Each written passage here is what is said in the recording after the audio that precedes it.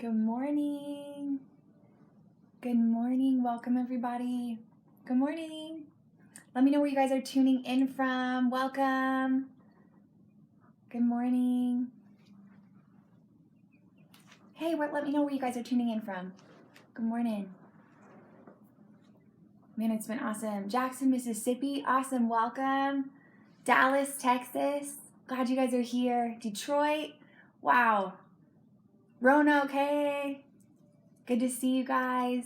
East Tennessee. From Inside Elevation, that's awesome. We have that going on right now. It's been incredible to see so many churches here. Roanoke again. Florida, Texas. Wonderful. Good to see you guys. Bristol. I have a friend from Bristol. Welcome. Have I been to India? Not yet. Indiana, welcome. Good morning. Hey, LD. Good morning. Awesome. Ohio, Winston-Salem, shout out. Hey guys. Charlotte, our home city. Namibia, wow, welcome. Good morning. Ireland, Romania, Afghanistan. This is incredible. Thanks for tuning in. This is awesome. South Jersey, Sacramento, California. Good morning, Trinae. Incredible. All right. So we're here with 7 at 7. This is our 7-minute daily digital devotional that we're doing at 7 a.m. every morning Eastern Standard Time as part of our series that we're in as a church called 7 Mile Miracle, where we're going through Pastor Stephen's new book, 7 Mile Miracle. Make sure you guys pick up a copy of this for yourself. It's so good. And it's talking about the last 7 statements that Jesus made while he was on the cross. And I'm so glad to be here with you guys this morning. Welcome to everybody tuning in, whether you're part of our church family or you're part of our eFam online. Let me introduce myself. My name is Bethany Strarup. I'm on staff as one of our pastors at our Winston-Salem extension, which will very soon be a campus in the next few weeks.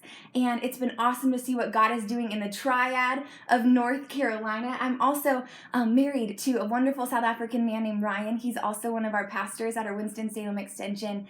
And we moved here to be a part of this church, and it's been amazing to see what God is doing through Elevation. It's our greatest honor to be here. But we're here at 7 a.m. for our 7 at 7, and we're now on mile 4 of this 7 mile miracle. So far we've talked about forgiveness and salvation and relationship, and now on week 4, it's the word of abandonment. It comes from the scripture, Matthew 27:46. Jesus is on the cross and he says, my God, why have you forsaken me?"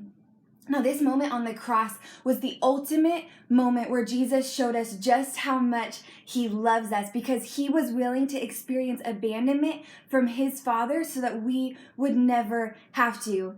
And at first, as I was preparing this devotion, I thought, I definitely am not the right person to talk about abandonment because I grew up in a loving home. But as I was digging deeper, I realized that loneliness is a type of abandonment, and I can definitely relate to feeling lonely. So like I mentioned earlier, my husband and I moved here to be a part of this church, but I'm actually originally from California. Shout out to you guys in California. And my husband's from South Africa. So when we got married in 2014, I moved from California to South Africa. But then later that year, we felt God calling us here to Elevation. And so we moved again, this time to Charlotte, North Carolina.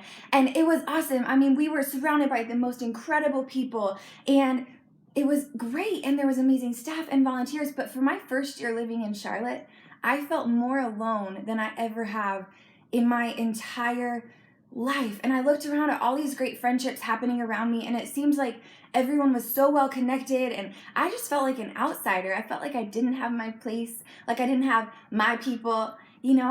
Everyone had that except me. And I remember talking to Jane Williams, one of our worship leaders here, during that season, and I was like, Jane, I don't know how to get through this. When did you ever stop feeling lonely when you moved here? And that's just where I was. And, part of that is situational. That makes sense, right? I moved across the world, and most of my friends and family were in California or South Africa. But I think a big part of it was also my perspective. So now process your situation. What's causing you to maybe feel alone today or have feelings of loneliness? Maybe you're like me, you just moved, or maybe you're a college student away from home for the first time, or you've moved to a new school or a new neighborhood. Maybe you're a parent for the first time, right? And none of your friends have kids yet, and you're like, I'm just feeling so alone. Maybe you've lived in the same place your whole life, but you've just never felt connected. You feel like nobody cares or nobody really understands you. This feeling of loneliness is so much more common to people than we realize, especially when we think about social media these days, right? We are more connected than ever, and yet we are more lonely than ever.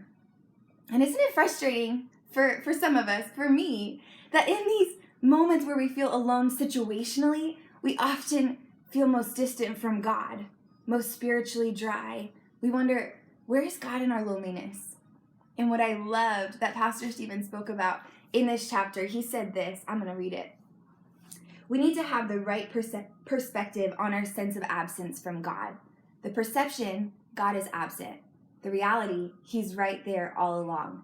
If you are a child of God, then no matter how abandoned or lonely you may feel, God has been with you and he's with you right now. So I want to challenge you this morning to correct your perception. Correct your perception. I'm learning that loneliness is all about perspective, because your circumstances can reflect abandonment, but your perspective can still recognize the presence of God with you. And it's remarkable to me that because of this moment on the cross, Jesus made it impossible for us to ever be alone. He was willing to experience a moment where his Father was not present with him so that we would always have the presence of God with us. You're not alone. Wherever you are, whether you're sitting in your kitchen or you're still laying in bed or you're driving to work, say this with me. I'm not alone. Come on. I am not alone. Correct your perception. You know, something that's helped me with this is something my dad would always say to me whenever I'd travel anywhere growing up. I grew up watching old movies and musicals, and there's this song in Fiddler on the Roof. Now follow me here if you're not a musical fan. It's called Far From the Home I Love. And the story behind it is there's this daughter, and she's moving away to be with her husband, and she's kind of worried about it. But the song ends with her realizing and stating, "Yet there with my love, I'm home." And my dad would say that to me whenever I'd travel to help me not feel alone. He would say, when you're with him, you're home. And not talking about him, my husband Ryan, but him as in God. And I know that's a simple, silly little statement, but I can't tell you how many times that statement has helped correct my perception in seasons of loneliness, because the reality is when I'm with him, I'm home. As long as I'm with God, as long as he is present, I'm good. I'm okay. I'm not alone because he is here. But I want you to take one more step with me this morning, because what would it look like if we not only corrected our perception of our situations, but you realized that there might just be a purpose for it?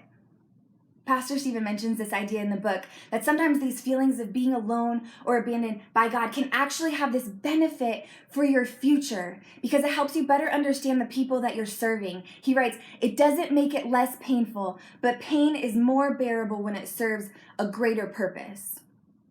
And I remember during that season of loneliness a couple years ago, there was a particularly difficult day. I just felt off and numb. And I ran into Larry Bry, one of our campus pastors here at Elevation, and he spoke to me and asked me how I was doing. And after I was explaining to him how I was feeling, he just told me something that was so helpful. And this might help you too. He said, what you're going through right now is not about you.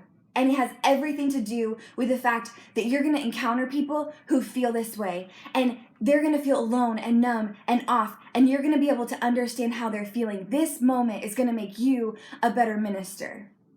And I believe that for you, whatever season you may be in, I believe that God is using it to prepare you to better understand those that you are going to come in contact with in the future. You are going to have more grace and better empathy and more effective ministry, whether you work in a church or whatever your workplace looks like, because when you live knowing that no matter what your circumstances are, you are not alone, that's going to help so many people around you.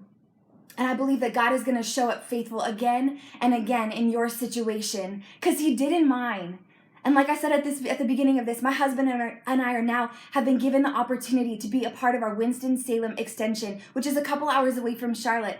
And I realize now that I needed to go through that period of loneliness when we first moved to Charlotte and see God show up faithful in it, because he did. He blessed me with friends who feel like family and a campus to call home over the last few years, because he was preparing me for this current season and our move to Winston-Salem. And I've seen God be faithful in the past. So now in this season, my my perception is corrected, I don't have to feel alone because I know God is going to do it again.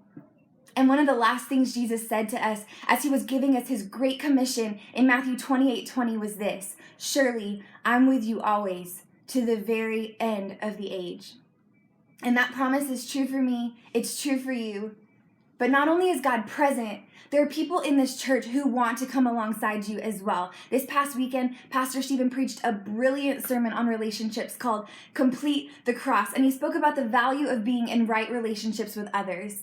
So if you're feeling alone today, I want to challenge you to take a step and join a 7-mile miracle e-group. There are groups happening at all of our campuses and online for our e-fam, and I want to make sure you guys also pick up a copy of this book so you can go through it with your group. Man, I hope this has been helpful. I've loved getting to be here with you guys today, and I hope to see you in church this weekend. These sermons have been so powerful, haven't they? And you're not going to want to miss it.